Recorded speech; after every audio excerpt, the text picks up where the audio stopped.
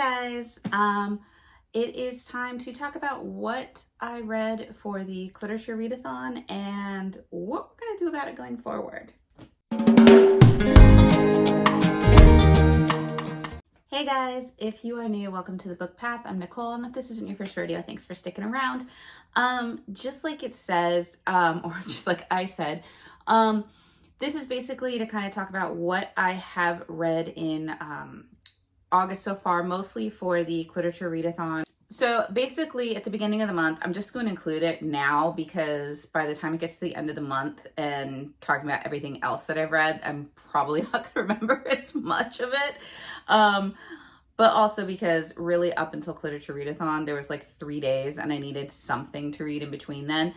So I ended up picking up Mountains Made of Glass by Scarlett St. Clair. This is part of like, I guess it's her new fairy tale retelling line.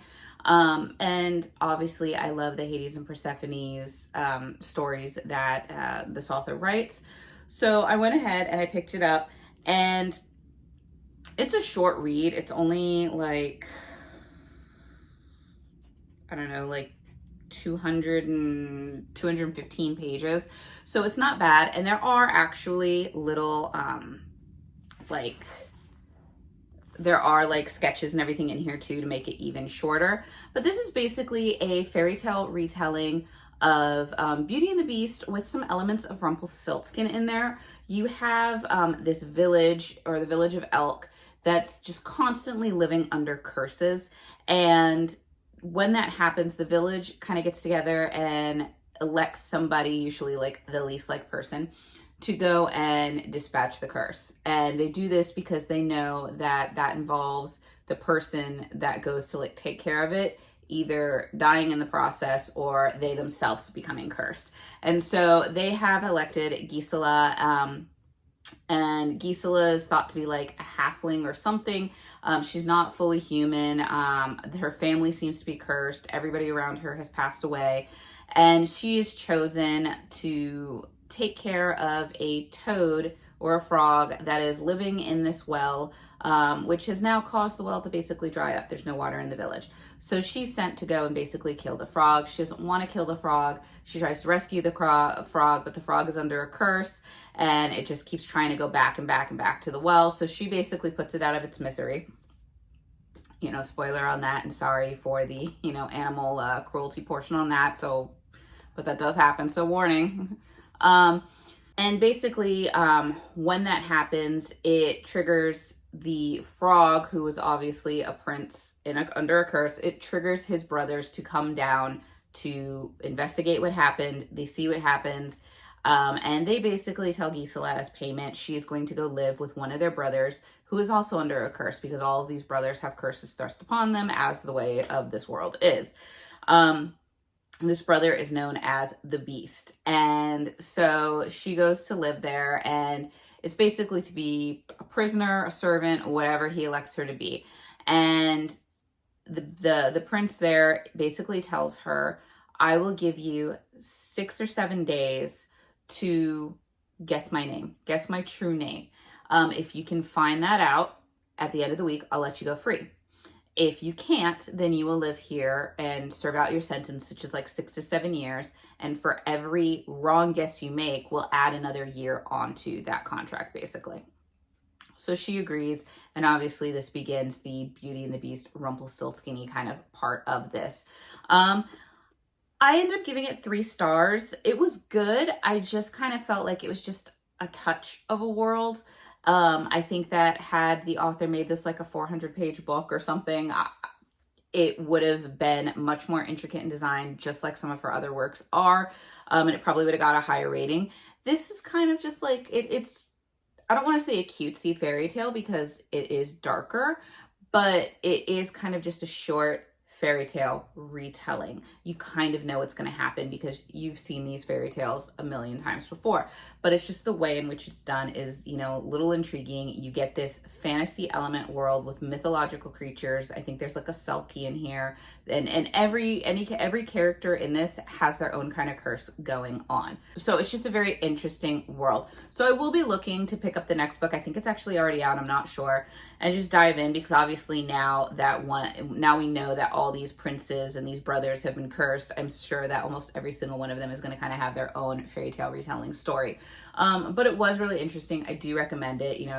This author, Scarlett St. Clair, she's a good writer. She's one of my up there is one of my more favorite authors. She has this way of kind of bringing like a darkness to the Fae world that just kind of like lures you in. But yeah, so I finished that. Obviously, it's not for Cliterature. It did get me, I think, a few points for Battleathon, but that's kind of the backup in here. I will let you know kind of, I think, approximation of how many points I did get for week 1 in Battleathon at the end of this. But yeah, so finish that one. And so basically now we had the beginning of Cliterature Readathon. And for my first book, I ended up picking up Given to the Wolf King by Adeline Graves. And this I ended up giving a 3 stars to. This was one that, once again, I felt it was a touch upon the kingdom. Basically, you have all these Fae kingdoms, and they have been at war. There are like the light phase and the dark phase, and then you have like the humans kind of thrust upon in there, and all the kingdoms have kind of segmented off, and you have the main kingdom of the main character, where her father kind of rose to the ranks as like an elected king, because he believes in kind of equality for all the Fae as well as the humans among it. So he's trying to bring peace and equality to all. They border the human kingdom, and the human kingdom and their kingdom is getting some sort of like plague upon their lands.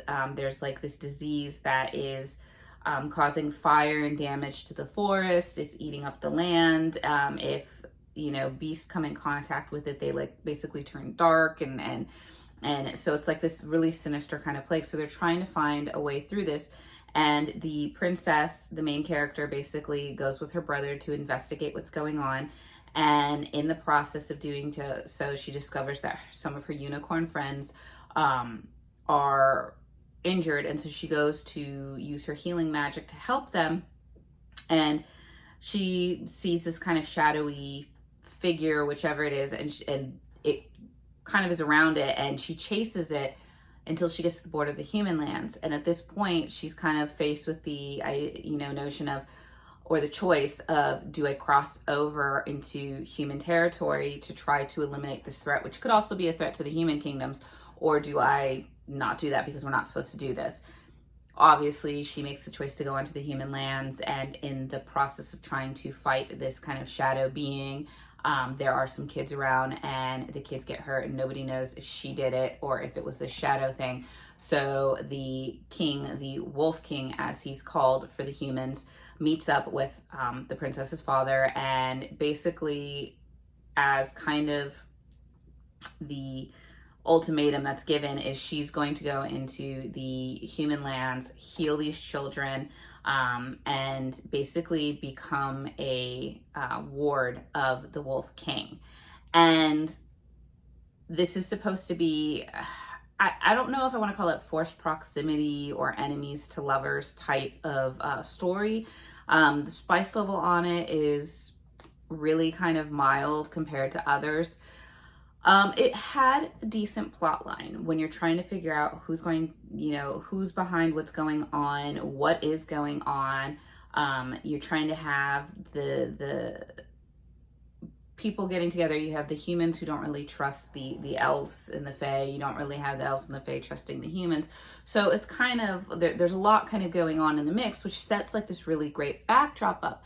However, that's not really developed as much as I would have liked it to be. The villain of the story is very easy to spot from the beginning, which kind of, you're just waiting at that point to see how it comes that this person is found out to be the villain. The romance, I felt, was very quick to happen, when for a good majority of the story, they're kind of at odds. I don't necessarily want to say enemies, but there's definitely annoyances there. I want to say mostly at the fault of the Wolf King. He kind of acts like a jerk to her. Like he is really sweet and kind, but then all of a sudden he'll just treat her with distrust and at a distance and all these things. And you don't really know why he's doing it, except apparently he has these kind of prejudices that his people have, even though in the beginning they try to say that he doesn't. So it was kind of at odds. Also, the main character, the princess, she acts kind of like a brat sometimes, which was a little annoying, where she had certain expectations. And I don't want to say like she didn't try to like wear the princess crown of like bow down to me and I deserve the best. It wasn't necessarily like that. But she didn't want to kind of listen to reason in certain cases. She didn't want to kind of follow the rules. And in some cases, she had good reasoning not to, but in others, it was kind of like, you're trying to show that you are worth trusting, and yet you're kind of doing these things that contradict that. So like I said, a lot of the characters were kind of at odds with how I think they were supposed to be written as it came across. It was confusing a little bit. But a predictable kind of storyline, predictable like who the Wolf King kind of was, or what his like kind of secret was. And like I said, it was just, you had like this kind of at odds behavior, which made when the romance did happen really kind of like you knew it was going to happen, but just the way it kind of happened was just not as interesting. I don't know if it's a series. It kind of left off in a way that it could become a series. I haven't seen anything out there as a sequel yet. I'll keep my eyes open for it because like I said, the world was kind of interesting, and there was this kind of underlying plot that if it's developed like kind of in the right way, it could actually become a little better as the series goes on. So that's kind of like why I said, I'm like, it was 3 stars. It was what it was. It has the potential to become better pending how any sequels are written. So we'll leave it at that. But this one basically fulfilled the prompt for, it was my autumn read prompt as well as my short read prompt, because this was like less than 200 pages. So obviously not a huge amount of time to really develop this world and the storyline and the characters. But I think, like I said, in any sequels, there is the possibility of doing that. So it could be interesting. Next up, I picked up my book for the prompt of red or pink on the cover. And for that, I chose Sin on a Dark Night by Rhiannon Fuchs. I think that's the way to say the last name. If not, I apologize. This was a short kind of novella. I ended up DNFing this at like 20 to 30 pages in. I think it was like 160. So by comparison, 20 to 30 pages doesn't seem like a lot, but in a short novella, it is. This basically, you had this girl who had a very tragic backstory to her, where she is working as a waitress and she is stashing money away in a secret account because she's trying to get away from an abusive husband. You find out also in her past, there was a female figure who may or may not have been a mother that tried to sell her in illicit get-togethers, if you know, you know. And basically, when she meets her now husband, she thinks that he is wonderful until he turns out to not be so. And he is very abusive in more ways than one. So she's trying to get away from him. She's in the process of coming home from a night at work, fully expecting it to kind of go the way where she gets home. She wants to just sleep. But of course, her husband's going to be there and there will be some type of debacle. She gets there to what she thinks is a party going on in the trailer park where they kind of live. And when she goes into her trailer, she sees just a very gory, horrific scene. Her hubby has been killed, and the people outside seem to be the ones who have done it. They are now turning their attention to her. And she tries to escape by crawling under the trailer. And while the guys are crawling in to try to get her, she bumps into another person that is under the trailer, and she begs for this person to kind of rescue her. And you basically find out that the people that have gone after her husband and the people that are going after her are vampires, and that the person she has begged for safety is also a vampire, but of a different variety. He is much older. Now, this seemed like it had a very interesting kind of premise and plot line to it. I didn't have a problem with that. I had a problem with the characters, in specific, the main female character. She was starting to come off as, you know, just trying to fight for her own freedom, which I could get behind. She seemed as she was coming off as a somewhat stronger woman, which I liked.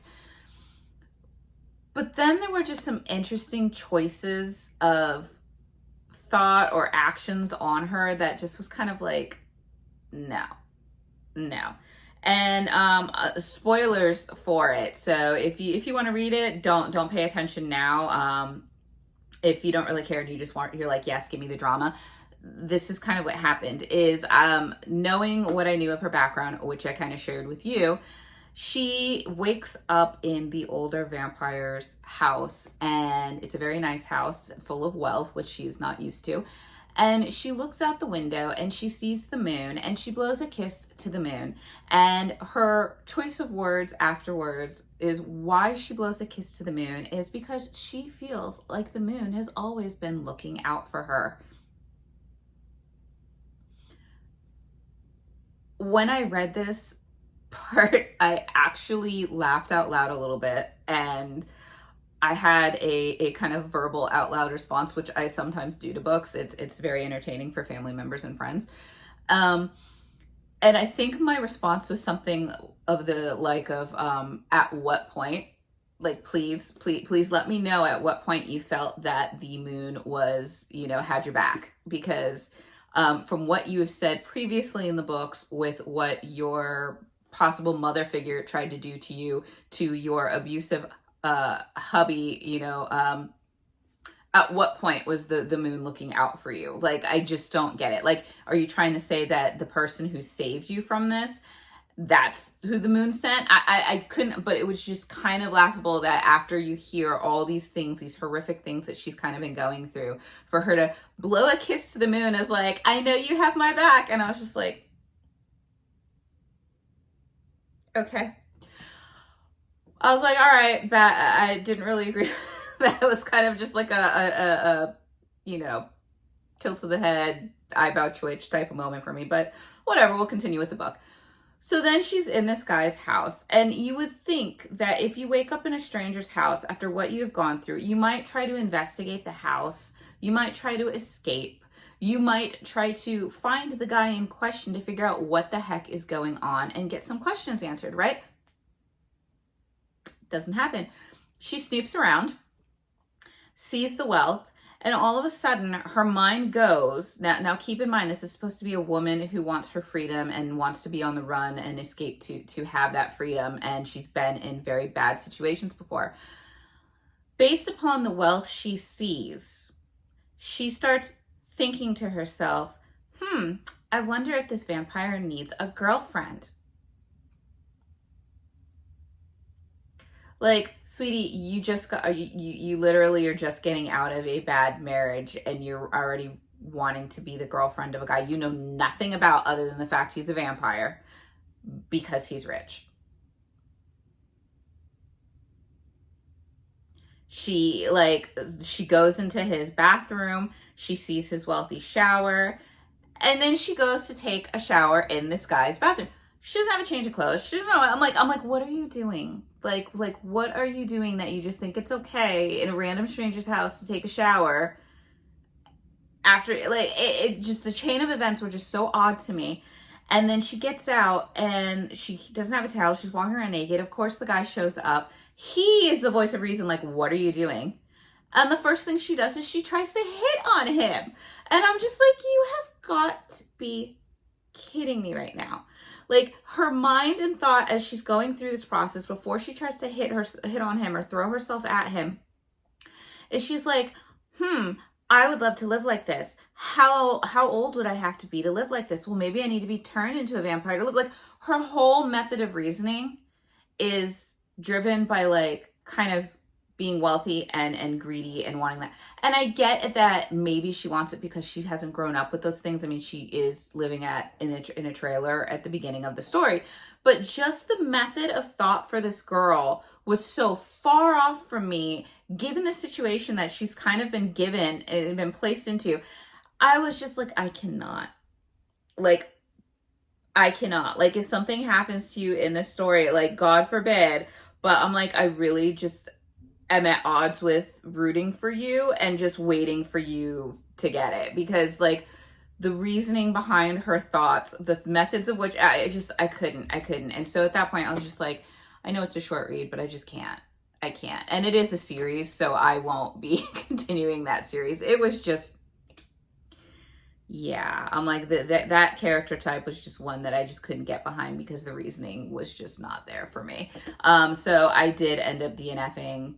You know, I think I have to give a star rating on Goodreads, so I think it gets like 1 star. You know, because that's the lowest you can give on Goodreads. But I do usually mention in those reviews that it was like a DNF for me. But yeah, so that one went through, and so I wasn't going to count it for the red and pink prompt, but I ended up picking after it the prompt for the new release, and lo and behold, it had red, or it had red on the cover, so I ended up just swapping it out for the red on the cover as well. And that was Dark Restraint by Katie Robert. This is, I think it's book 7 in the Dark Olympus series, which I love this series. It is Greek myth meets mafia underworld, kind of metropolis area, with a lot of spice. A lot of spice. I have loved kind of the relationship dynamics in these retellings so far. The stories have been, fairly good. I think there's only been like 1 or 2 that I ended up giving like 3 stars to. This was 5 stars. We are back. I think the last 2 books that I've gotten were like maybe the 3 stars. So happy to have another 5-star in it. Basically, you have the story of Ariadne and the Minotaur from Greek myth. And I'm going to try not to give away as much because this is full into the series. Kind of stuff has hit the fan. But the Minotaur has come from basically as an orphan in the streets to work for Minos, kind of being his deadly hand, if you will. He's been trained to be a killer, and the whole reason he's been doing so has been because he is in love with Ariadne ever since they were kids. Ariadne has kind of grown up being used as a pawn for her father. Her father's very vicious in his scheming, and you find out towards the end of the last book, she has an episode with the Minotaur. They kind of do a little bit of it in here in the beginning, like kind of like a recap almost, to where Ariadne has ended up pregnant. There are some triggers in here. There is obviously, she chooses not to keep the baby. So that is something that if that is not up to your thing, it is mentioned about. It is not graphic detail or anything. It is really just discussed on what happened and why she kind of chooses this. But Ariadne has now moved to the side of the Olympians from the side that's trying to break into Olympus and kind of take it over. And yes, her father is kind of a pawn in that, but you kind of get that as that note when they enter the scene. So that's not too much of a spoiler. She has now taken the side, like I said, of the Olympians, trying to help them out in exchange for safety. And as part of the kind of deal between them, she has given them all the information she knows. They now want to kind of keep her on their side, so they have arranged for her to marry Dionysus, who really just kind of wants to be forever a bachelor, but he's actually a pretty decent guy. And lo and behold, the Minotaur kind of finds out it's not his real name. That's kind of what they call him. He starts with an A. Asterion is his name. He finds out and he's like, this is not going to happen because Ariadne's mine. So you've got this kind of love triangle going on, but it's not really a love triangle once you kind of read into it. Basically, the best way to summarize this book is you have these characters of Ariadne and the Minotaur and her brother, Icarus, who they're really victims of circumstance. And they're just kind of trying to save themselves all throughout while basically the world is about to burn around them and they want to escape. So you have these layers of the Olympians fighting this unknown threat. You have all the Olympians fighting amongst themselves because they can't seem to find peace amongst themselves. You have Ariadne, who is just trying to survive so she can get out, and what's the best way for her to be safe. She doesn't know if she can trust the Minotaur and how he really says he loves her. He's trying to prove to her, that he does love her, but he's kind of at odds with how to do so because he's not a very romantic person. So just a lot kind of going on, but very well done. Very well done. I love the Minotaur. I love Asterion. I love him in this. Like, As far as Olympus Guys goes, I feel like maybe at one point when the series is done, I'm gonna have to do like the men of the Dark Olympus series and kind of like rate them. I don't know. If that's a good idea, let me know down below if that's something you'd want to see. But I have a feeling so far he's gonna be one of the top contenders because he was just big, bulky, muscular, like, you know, he is kind of your grumpiness to the, you know, she's not necessarily sunshine, but he is like the protector. But when it comes to her, he is a golden retriever to her. She just doesn't know it yet. So I'm like, it was just really kind of well done. I liked it. They do set the precedent for the next book in the series, which is going to be Icarus's story. So I can't wait for that because like I said, this series has been really good. Despite even like the few books being like 3 stars, overall the series has been one of my favorite series I have ever read. So I highly recommend it. So did finish it. So obviously the new release prompt was taken care of. This replaced The Sin on the Dark Knight for the red on the cover because obviously red on the cover. This actually just came out this month. So as soon as I saw that it was being released, the same week that Cliterature Readathon was going on. So I was like, yeah, we're going to use this one. So that's where it went. And I was very happy that I did. That was basically what I got through for Cliterature Readathon. Obviously, it leaves a lot out there on the board. As you can kind of like see, I'll put it up here so you can see kind of what I didn't get to. I did start Song of Achilles. I got like 100 pages. Yeah, like 110 pages in. I'm liking it so far, and I'll continue to read it, so it will get done for Cliterature Readathon, just not in the week that it's going to be done. And so on that note, seeing that majority of the books that are left, I think everything except for like Revere Me, all have some sort of royalty in the title, which is the bonus prompts that I need for Battleathon for the rest of the month. I'm going to keep them on the list. And so we will see at the end of the month how much of this board actually does get filled in. So I'm going to personally just kind of take the Cliterature Readathon and just keep going with it. I mean, I know it's not the official one, but we're just going to keep figuring it out for the month, see what we get through, see what we go through, because I've got a couple of other things in the mix that I would like to try to get done.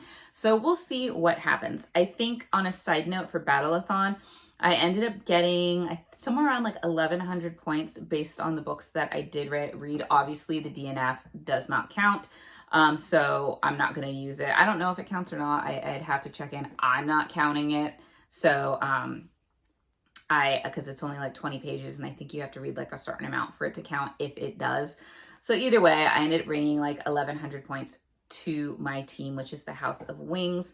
I have not at this point checked to see what place we're in or if we won whoever we were up against in week 1 for the bracket style.